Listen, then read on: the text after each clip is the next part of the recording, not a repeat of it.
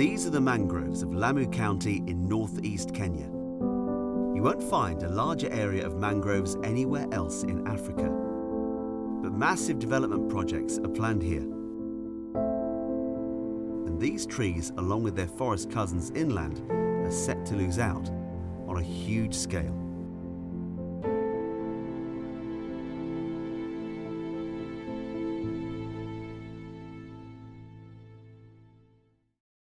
Situated on the Kenya-Somalia border, Lamu County holds a rich diversity of wildlife and landscapes.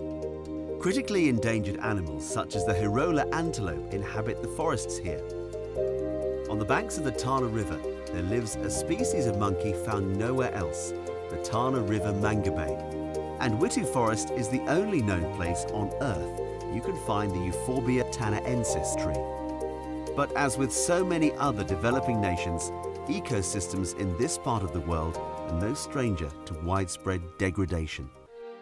The threats come from every angle: deforestation through illegal and legal logging, encroachment by agriculture, illegal grazing, and conflict between wild animals and people all conspire to put unbearable pressure on the environment.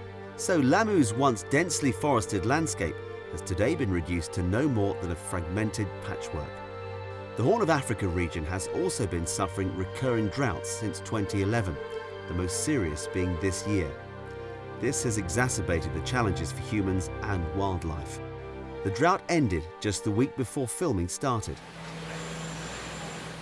But the rate of environmental destruction is about to undergo a monumental shift. This is LAPSSET, or the Lamu Port Southern Sudan Ethiopia Transport Corridor. This vast infrastructure project will link the coasts of Kenya and Somalia to landlocked Ethiopia. The plan includes a new railway line, a highway, and an oil pipeline. The scale of development is unprecedented, but this is the situation IGAD and its partners face. Here in Kenya, the IGAD Biodiversity Management Programme has partnered with the World Agroforestry Centre, known as ICRAF, and the National Museums of Kenya. Together with the local government, they have been working on a far-reaching document known as the Lamu County Spatial Plan. The County Spatial Plan is a document that is meant to guide the use of land for the whole county. It's basically a document that says you can do this kind of land use here. For example, this is residential, this is industrial for the whole county, so that we get the optimal use of land. It is a document that is going to guide development for the next 20 years for this county. So it is a very crucial document for development. The spatial plan should guide mega developments such as the port project currently under construction.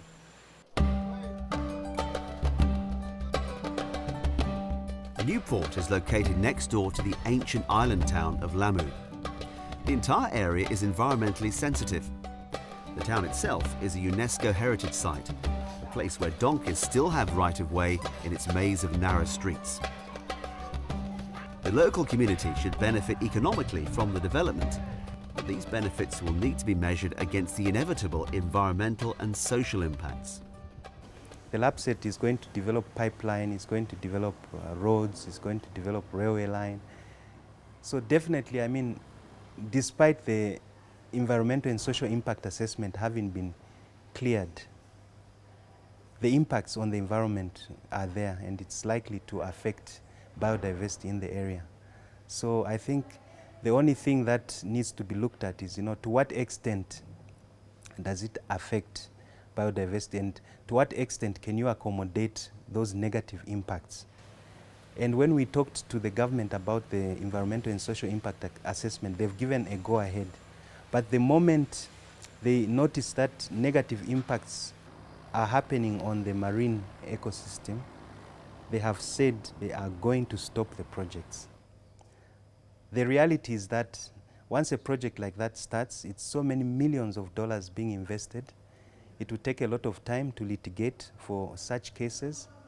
So really, the reality is that these projects will have an impact on biodiversity. Away from the coast, Lamu County's forest belt continues inland. Not so long ago, these trees would have formed a dense, uninterrupted canopy, but today, thanks to human activity, it is now reduced to a patchwork of isolated forests. And there is now a fight to protect what remains. IGAD's Biodiversity Management Programme forms part of that defence. This is Witu Forest. Once it completely covered an area of 4,700 hectares, but now there are many areas which have been lost to illegal ranch construction. Evans Manenu works for the Kenya Forest Service, or KFS, one of ICRAF's local partners. Come rain or shine, you'll often find Evans here in Witu Forest. A long time ago, this forest covered 4,700 hectares. Initially, the whole forest was thick with a lot of indigenous species. However, at the moment, there are some patches which are degraded. Witu forest is unique in the sense that it has a rare species called Euphorbia tanensis, which has 3 trees that are only found in Witu forest. There is no any other species of that type in any other part of Kenya. These few trees really are the last remaining mature specimens of Euphorbia tanensis in the wild.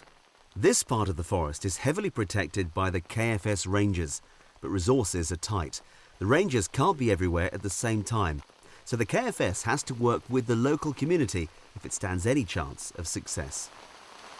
Witu forest, we have a total of 6 rangers, whom I feel they are not adequate to do patrolling of an area of 4,700 because the area is very expansive.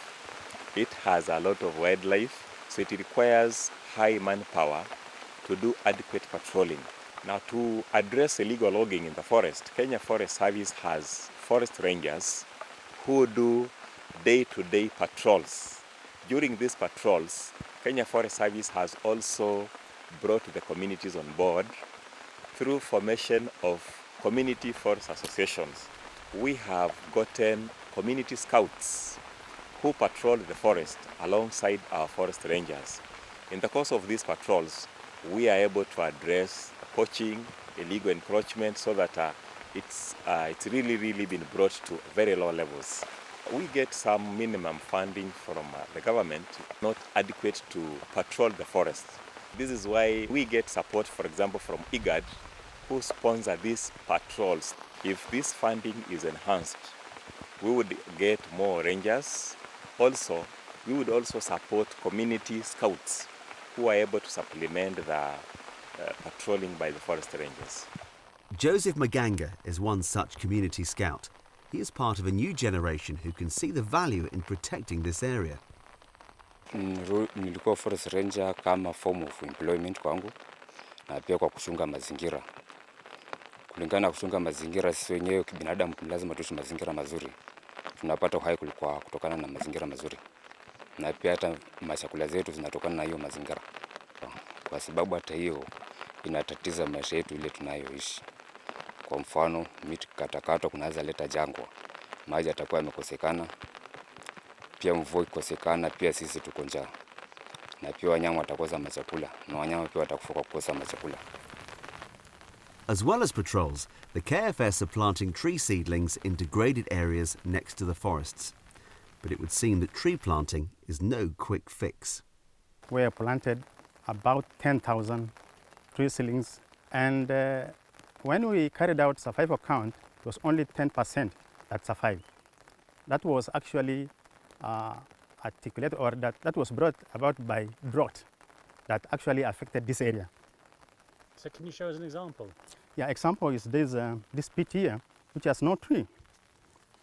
There's no seedling here. They died here. This species here came as a result of natural regeneration, and it has really done well during the harsh times. Natural regeneration requires little attention. Only if you can fence it, then automatically they will just come up. That's why, for the long term, I think we can recommend natural regeneration. Patrols by the KFS and the community rangers are now having a positive impact. And Evans Manenu has evidence of this at the KFS office in Witu. This wood is of Terminalia kilimanjarica. It was seized in Witu forest by our Kenya Forest Service Rangers 2 weeks ago. Now, since we educated the community around Witu about biodiversity conservation, such incidences of illegal logging have hence reduced. That is why this year we've so far impounded just 1 ton, unlike in the past where we were able to impound like 20 tons per year.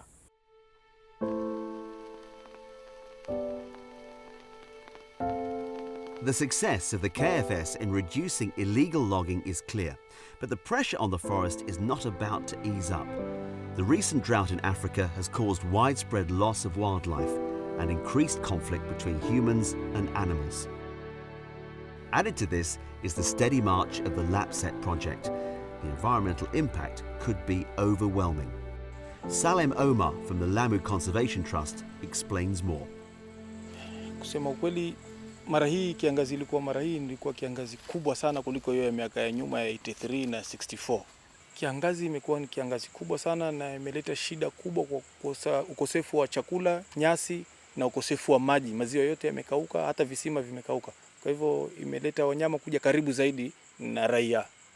Na hapa ndio tukaanza kutengeneza hii jabia ambalo litatusaidia sisi kuweka maji wakati wa mvua, ili kiangazi kikija mara nyingine tuweze kusaidika na maji kama hayo, tusiathirike kama vile tumeathirika mara hii. Ukataji wa miti kwa misitu umeleta shida kubwa sana kwa wanyama, kwa sababu ile sehemu wanyama huwa wanajifichia imekuwa iko wazi, na binadamu, wanyama unajua ni viumbe ambazo hazitaki kukutana na binadamu. Wakiona binadamu wanatoroka. Sasa wanyama wamekuwa hawana mahali ya kujificha wala kwenda kutafuta malisho. Imeleta shida sana ukataji wa miti, kwa sababu watu sahihi tayari kusikia LAPSSET inajengwa wameanza kuingia kwa wingi na wanakata msitu, wanajikatia sehemu, wanatafuta mahali ya kuishi ili waweze kufanya kazi na biashara katika hiyo LAPSSET.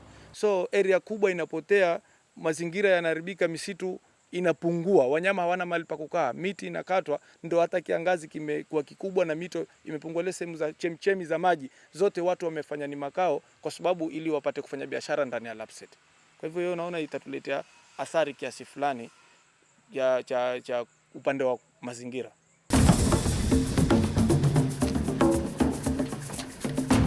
These are the foot soldiers of the Northern Rangeland Trust, or NRT. The NRT is another ICRAF partner in this region, supported by the IGAD Biodiversity Management Programme. Today their mission is to patrol an area in the Hanchak-Nyongoro rangeland. IGAD through ICRAF has supported the NRT by providing GPS machines which they use to record sightings of wildlife, both alive and dead. The data is a valuable resource for the community and will go a long way to keep tabs on wildlife levels and illegal activity.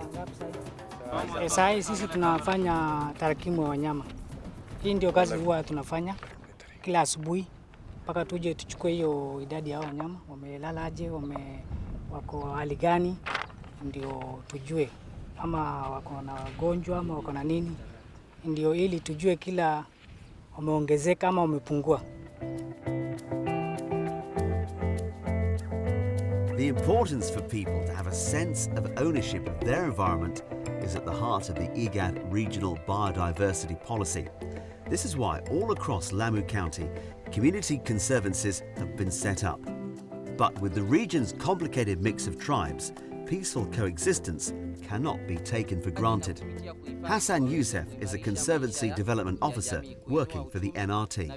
A community conservancy is an autonomous organization owned by the community that have decided to set their land for the conservation purpose to use their resources in a sustainable way. For this conservancy, we have 4 tribes being represented: Orma, the Boni people, and the Griama people, and the Swahili. So the importance of having all these people, first of all, is to bring peace and harmony among ourselves, because some of this community have history of conflict.